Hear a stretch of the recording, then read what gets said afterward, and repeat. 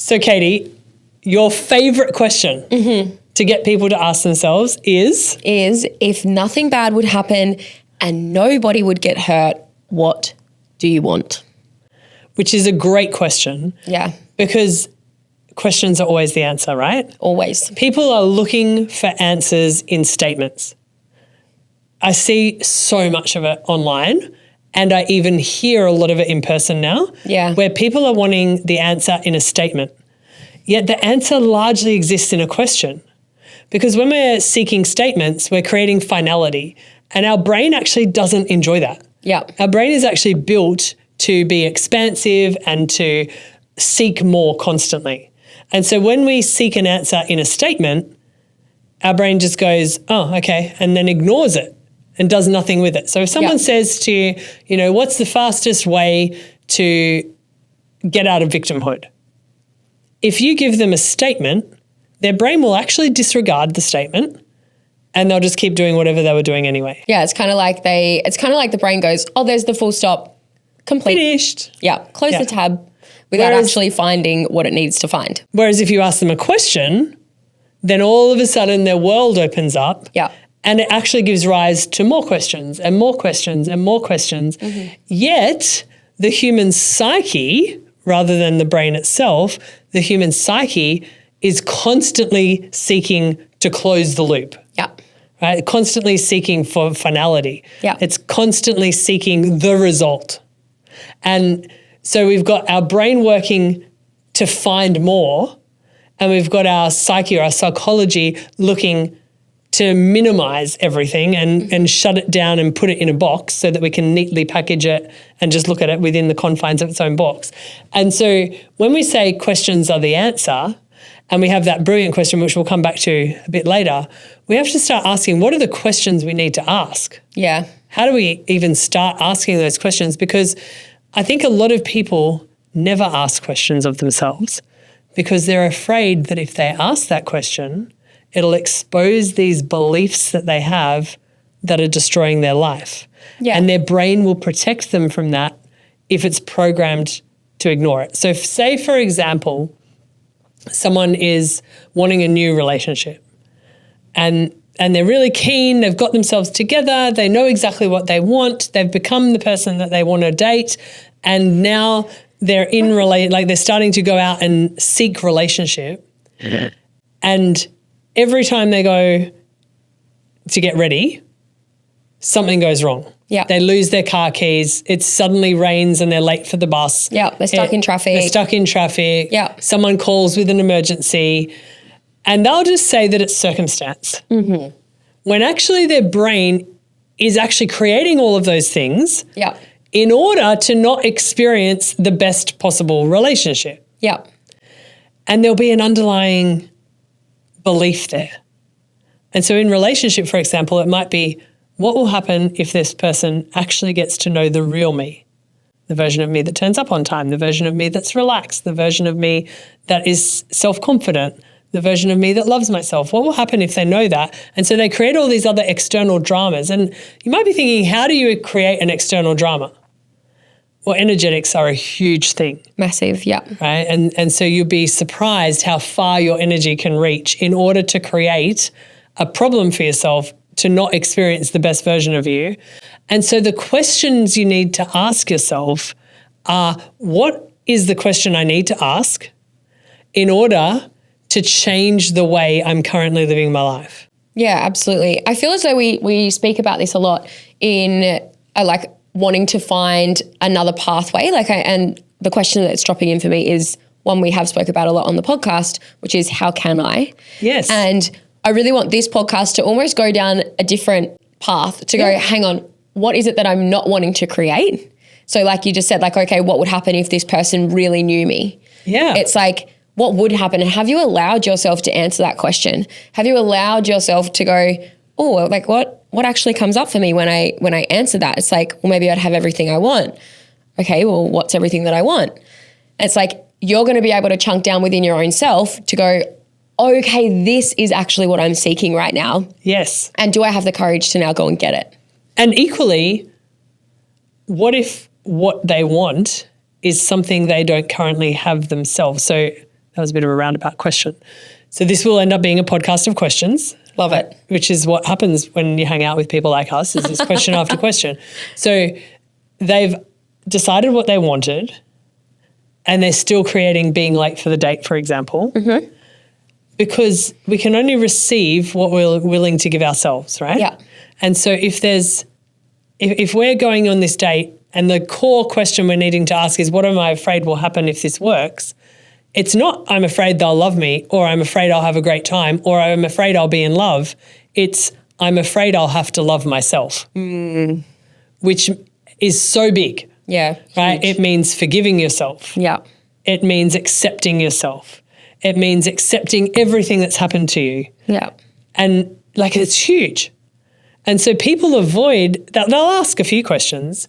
They'll avoid going there because how do they do that? How do they actually forgive themselves? And this definitely happened for me when I first started seeing Simon. Yeah. He was like the perfect person for me. Oh, bless him. We love you, Si. Right. And little things that I remember was the first time we traveled overseas, he pulled my bag out of the back of the car and then he just started walking through the airport with my bag and his bag.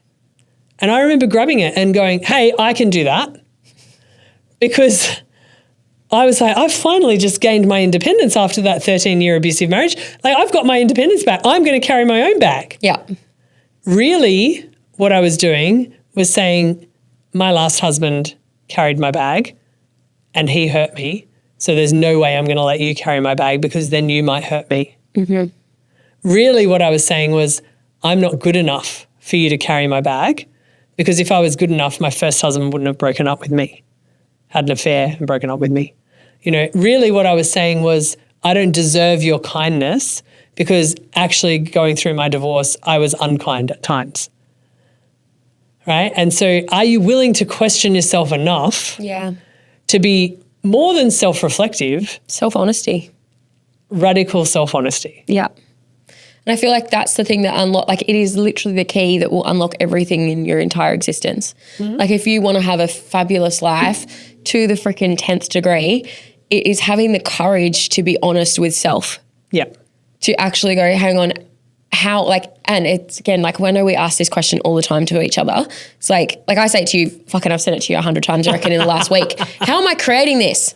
How am I creating this right now? What am I gaining from this? What is the secondary gain right here? Because there has to be something. And I believe that so fully. And for whatever reason, there may be certain areas of your life or times in your life where maybe you're not meant to know in that moment. Absolutely. And I also believe that. However, it's always the question I come back to is how is this me? Where is it? And so the secondary gain on him carrying or wheeling my suitcase through the airport was, if he's doing that for him, for me, I might have to do something for him. So I took back the bag because that proved I was independent. Yeah, it's so interesting. So the secondary gain was, I'm an independent woman. Yeah. But actually that was not what I wanted at all. I desperately wanted a husband. I wanted someone to love me. I wanted someone to care for me. I didn't want to be independent. Yeah. I just thought I had to be, because that was the outcome of getting hurt. Yeah, this is actually so gold. I know we're going on a bit of a tangent here. Yeah. But I love this. And another thing that I know that we say a lot is, what once was expansive will eventually become limiting. Absolutely. And what was once limiting will eventually become expansive. It was at a time so freaking expansive for you to step into independence. Absolutely. And I can say that for self too. If I was not independent, I would never have left that marriage. Yeah. Yeah. And I can absolutely map that across into my own life, where I'm the last few years of independence has been the most soul enriching, expansive experience for me to be able to create a life that I truly love, to be able to get to this level in my career and in what I've been able to create for myself. And now independence is the most limiting thing I can do. Yeah. It's actually about me doing exactly what you're talking about in the airport. Yeah. When I meet a man and continue to lean into relationship with him, for me to actually go, hey, I don't need to be this independent woman. Yeah, I don't need to be in control. I don't want to be that woman. Yeah. That's the last thing that I want. And again, that takes radical self-honesty. Yes. Because I built so much of my identity around being Miss Independent. Yes. I don't need anybody. I don't need the family. I don't need the partner. I don't need the support. I can do it by myself. And it served me. Absolutely. Until it doesn't. because what will once expand you will then limit you. Yeah. And equally, and it can happen in turns. Yes. Like there's definitely times since then where I've needed to be independent because Simon's had to go off and do a different part of the business. And it's like, oh, he's not here to help me anymore. So I'm going to have to work that out. Okay. Bring back Little Miss Independent. Yes. And the beauty of it is that when you've done it like this with that radical self-honesty is it's easy to move and change between all the different versions of you. Because it's integrated. You've got access still. You're not going, Correct. oh, let's put that in a box and throw it in the back. It's, no, I want access to all of it whenever I want. And what's the like highest, truest expression of me in this moment? Yeah. So one of the things that will happen in business is people will ask, like the real question they're afraid to ask is, what am I afraid of if this all works? A lot of people will tell you that they have fear of failure. Yeah, and it is very much. It's very rare to have fear of failure. Yeah. Like everyone has failed. Yeah. Not everyone has been successful. Yeah. And it's generally fear of success. Yep. Who are you going to be different from?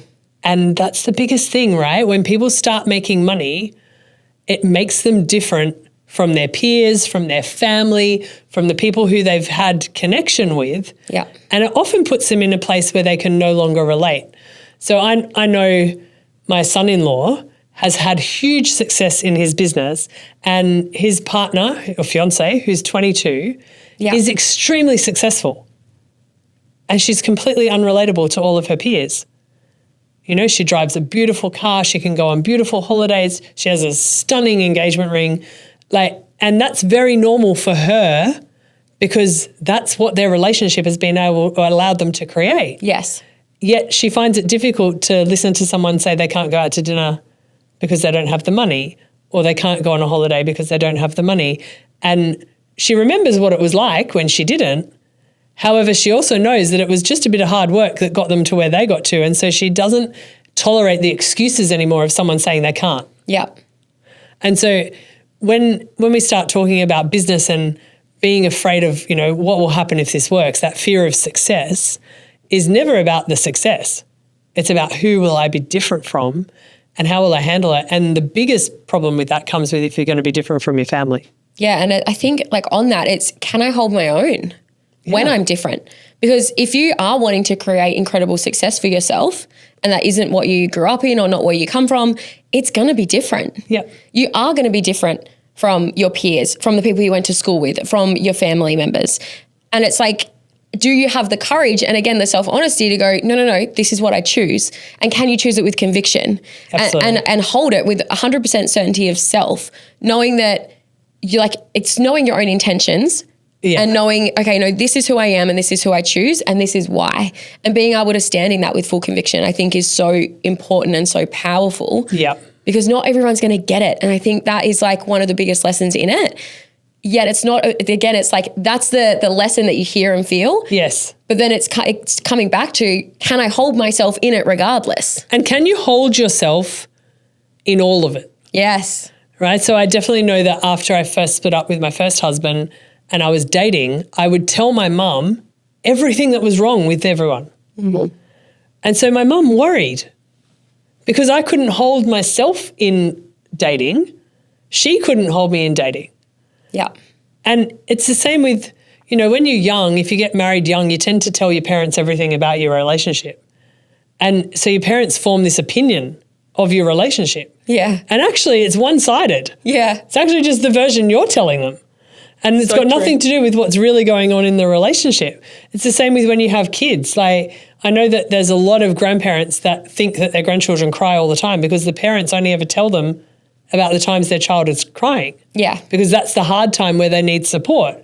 When actually, if you lived in the house with them, you'd see that the grandchildren are very happy most of the time. Yeah. There's this really great meme that comes to mind when you say that, which is like, sorry, like it's like a dating meme, bless. And it's like, sorry, we can't I can't talk to you again because I already told my mum about you. Yeah. And it's like, there's no coming back. I've already told mum, there's no coming back to this. Like, I already told my mum that you didn't pay. And so now she's off you. So I definitely can't date you again. Yes. So funny. It's hilarious.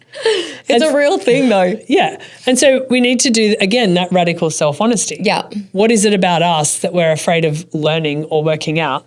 And in that example with family, it's like, what who am I going to be different from when I make that much money? If that is my family, am I actually okay with myself? Yes. You know, am I okay with myself that I'm doing it differently? Because a lot of people say, I want to break the mold. The trauma stops with me. That's that standard quote. Yeah. You know, the family trauma stops with me. The something stops with me. It's like, does it? Yeah. Are you really willing to hold that? It takes balls. Yeah, you've got to be really brave, and you've got to be really, you've got to be really self-convicted to be able to do that. Yeah, I love it. It fires me up. Yeah. I'm like, come on. Let's go. So one of the things I saw this morning, which is related to this topic, I took my granddaughter swimming this morning. Cute. And she's super cute. Like, she's 5 months old and she loves splashing and it's super fun. Now. And she did have pigtails this morning. It was really sweet. And we get in the pool and the teacher introduces herself to me because she'd gone up a group. She got her first swimming certificate last week. So this week she's in the new group. And we get in the pool and the teacher's really great. And she speaks quite loudly and she says, I don't stop talking the whole class, so if you have a question, just interrupt me and ask. And she was describing everything. And all the other mums have clearly been in that group a while because they all knew each other enough to sort of say hi, but none of them were confident enough to say hello to me when I got in the pool, which I thought was weird, so I just said hello to them. Standard. However, what I really noticed is parents have got so much information coming at them through social media, through books, through podcasts, that they have developed this kind of, this is how I'm supposed to be. And I think one of the things is not to be too outspoken.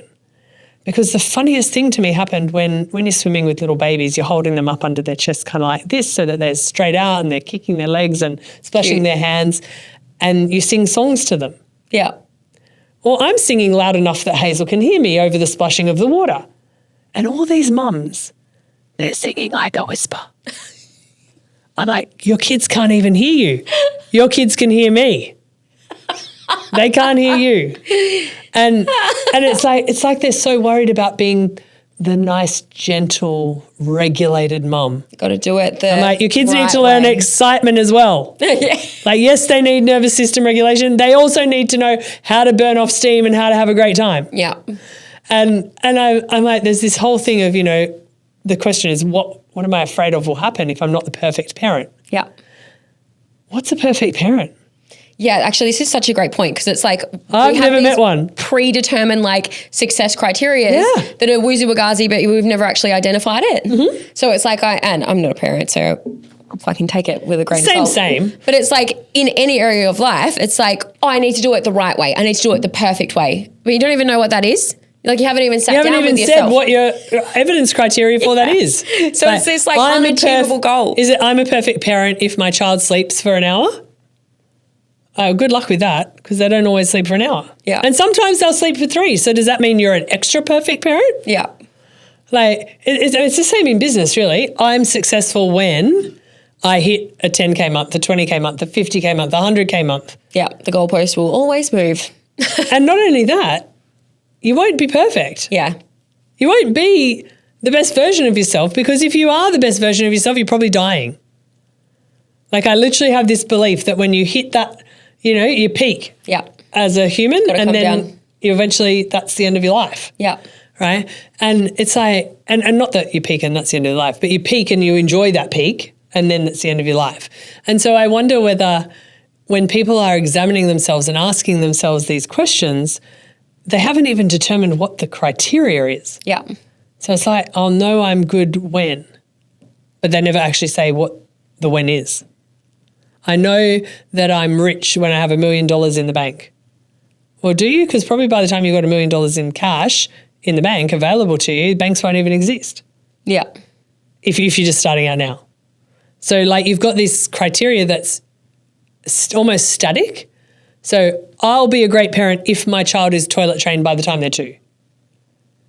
Well, some babies are toilet trained by the time they're 10 months if they're walking early and they're good at toilet timing. And some babies don't get toilet trained till they're 3. So you might have to adjust your criteria. Yeah.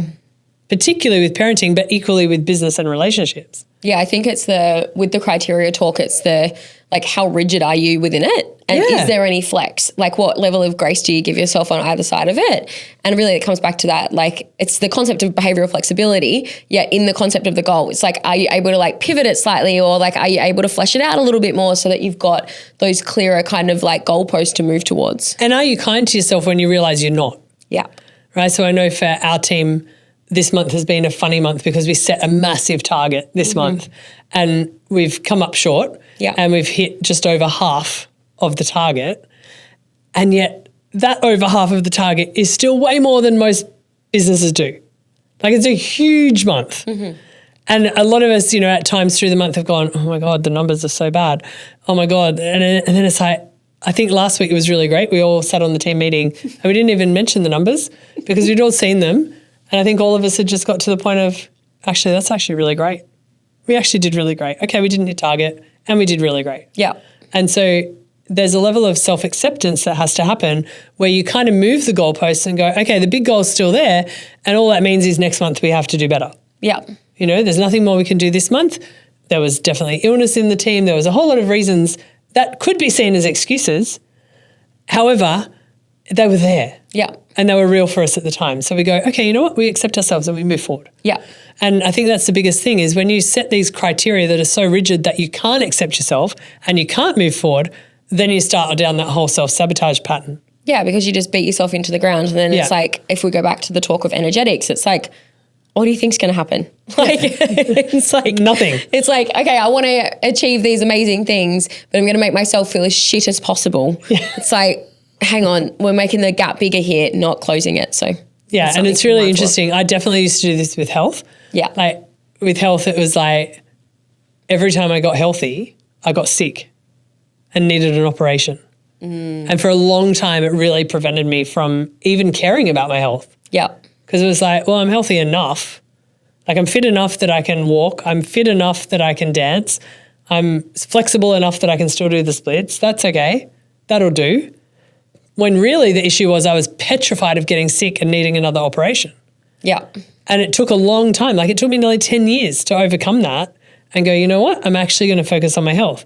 And then funnily enough, that program is so deep that as soon as I start focusing on my health again, I'm doing the 10,000, like we literally set a challenge in our team to do 10,000 steps a day. And what happened? There was flu went through the team, a vomiting bug went through the team. Yep. Like, it all happened in the same month. And it was like, oh my God, there's the health thing and the getting sick thing again. What? Yeah. And so then it's back to the drawing board. Okay, cool. I can forgive myself and I just need to do what I can to stay on the trajectory because health is important to me. Yeah, it's so fascinating to like see it through so many different lenses. I think the health thing for me is like, and I know that like the question we want to ask is like, what will happen if you look good, or what will happen if you feel great, or what will happen if you're like your perfect physical body shape or whatever it is for you, right? Like from an individual context. And I think about it in like how this plays out right now in my world, and it's like something that like Grace and I have just done a bit of travel together, and something that like I'm like so mindful and like looking back and seeing it, I'm like, fuck, something we said to each other all the time. Like we'd go for bike rides or we'd get up and go for walks, even if it was raining, and we'd be out and about. We're like, yeah, like rich and hot.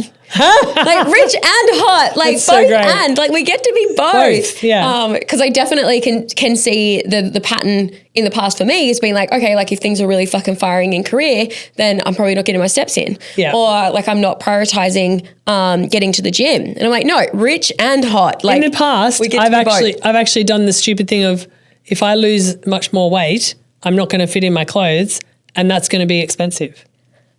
Oh my God. Yeah, well, I just did a full styling. And that's going to be expensive. If I lose weight right now, these clothes are going to be bagging on me, and that's going to be expensive. So better stop losing weight, better eat that cake.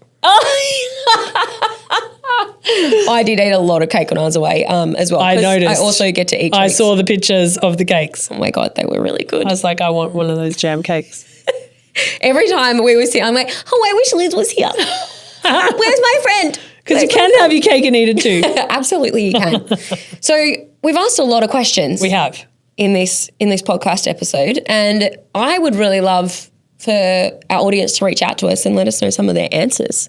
Yeah, what are your answers, and what's the question you're not asking yourself? Like, definitely message us. Yeah. You know, jump into our DMs on Instagram. Yeah. Or jump into just like there's a question section in the podcast that you can write comments in. Yeah. And the big question is, if nothing bad would happen and no one would get hurt, what do you want? Because that'll give you an answer that you might be quite surprised by. You might not realize how much you're worried about everyone else when you're creating your own success. Yeah. Sit with it. Yay.